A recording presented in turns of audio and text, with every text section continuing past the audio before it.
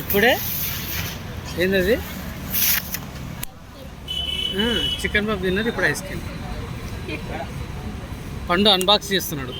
ఏది cake ice క్రీమా? Ice cream. Kit ఏమో ఆల్రెడీ అన్బాక్స్ చేసేసిండు, సగం అయిపోగొట్టేసిండు కూడా.